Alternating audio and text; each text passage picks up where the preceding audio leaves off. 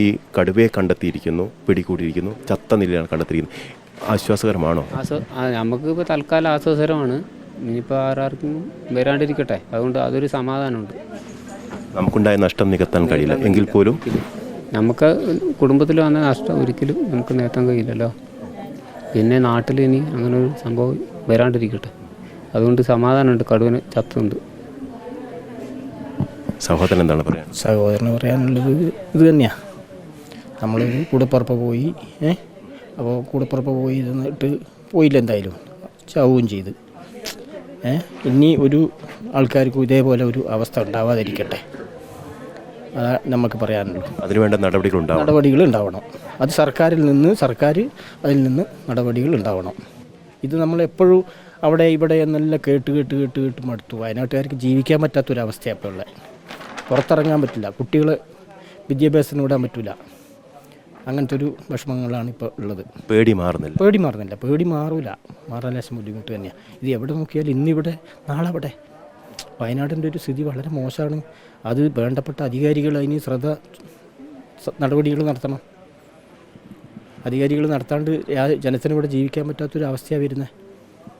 അതല്ലേ അതിലെ ബന്ധുവാണല്ലേ? നമ്മളെ എന്താ പറയാ, നമുക്ക് പറയാനുള്ളത് തന്നെ ചത്തെന്ന് പറഞ്ഞാൽ നമുക്ക് സന്തോഷമുണ്ട്. പക്ഷേ ഇനിയും നമ്മളെ ഇവിടെ ഉള്ള നാട്ടുകാർക്ക് ഇങ്ങനത്തെ ആർക്കും ഒരു കുട്ടിക്കും വരാണ്ടിരിക്കട്ടെ എന്ന് മാത്രമേ പ്രാർത്ഥനയുള്ളൂ. പിന്നെ ഈ ചത്തെന്ന് പറഞ്ഞാൽ നമുക്ക് പൂർണ്ണ വിശ്വാസം വരണമെങ്കിൽ ഇതിൻ്റെ യഥാർത്ഥ ഡീറ്റെയിൽ വരണം. ഇതിപ്പോൾ റോഡ് സൈഡാണ് കണ്ടത്. നമ്മൾ ഇവിടെ പോകുന്നിടത്ത് ഇവിടുന്ന് 1 കിലോമീറ്റർ അപ്പോൾ റോഡ് സൈഡിലാണ് സാധനം കാണുന്നത്. പക്ഷെ അതന്നെ ആണോയെന്ന് നമുക്കത് കറക്റ്റ് ഉറപ്പിക്കാൻ പറ്റാൻ ലേശം ബുദ്ധിമുട്ടുണ്ട്. ഇപ്പോൾ വനവകുപ്പ് ഉദ്യോഗസ്ഥർ അത് തന്നെയാണെന്ന് സ്ഥിരീകരിക്കുന്നുണ്ട്. അതിൻ്റെ റിപ്പോർട്ട് വന്നാൽ മാത്രമേ നമുക്ക് കൂടുതൽ സന്തോഷിക്കാൻ കഴിയും. അയൽവാസി കൂടിയുണ്ട്, എന്താ പറയാനുള്ളത്?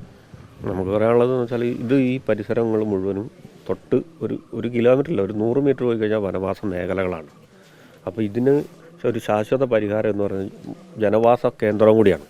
ആയിരക്കണക്കിന് ആൾക്കാർ ഈ പഞ്ചാരക്കൊല്ലി, പ്രിയദർശിനി, വട്ടർകുന്ന്, ഈ തറാട്ട്, നമ്മൾ ഈ ഭാഗങ്ങളിൽ താമസിക്കുന്നുണ്ട്. ഇവർക്ക് വനംവകുപ്പിൻ്റെ ഭാഗത്തുനിന്ന് വേണ്ട ഒരു നടപടി എന്ന് പറഞ്ഞാൽ കാര്യക്ഷമമായ ഒരു ഫെൻസിങ്ങും കാര്യങ്ങളും കൃത്യമായിട്ടുള്ളത്. ഫെൻസിങ് ഇല്ലേ? ഫെൻസിങ് ഉണ്ട്, കാര്യക്ഷമമല്ല.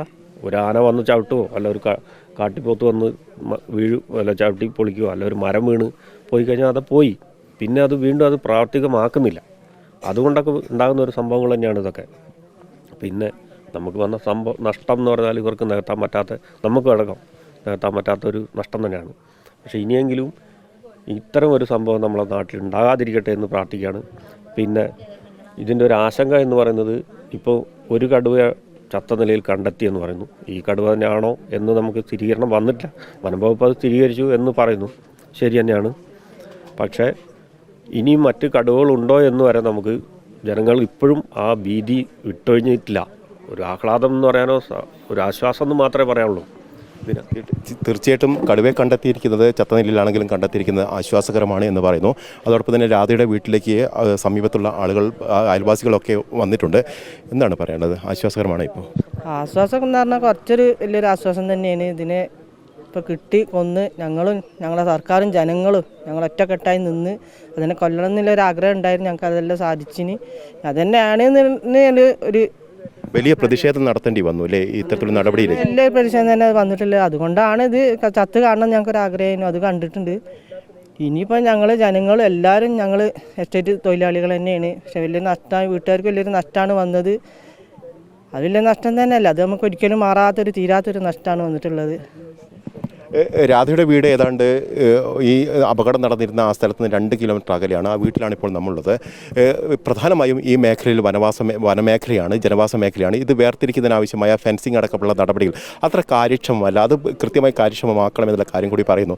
ഏതായാലും കടുവ ഇനിയും ഉണ്ടാകാനുള്ള സാധ്യത കൂടിയുണ്ട്. ഇനിയും ഇത്തരത്തിലൊരു അനുഭവം മറ്റുള്ള കുടുംബങ്ങളിൽ ഉണ്ടാവരുത് എന്നുള്ളൊരു ആവശ്യം തന്നെയാണ് ഇവരുടെ ഭാഗത്തുണ്ടാകുന്നത്. അതിന് കാര്യക്ഷമമായി ഉണർന്ന് പ്രവർത്തിക്കേണ്ടത് വനംവകുപ്പാണ്.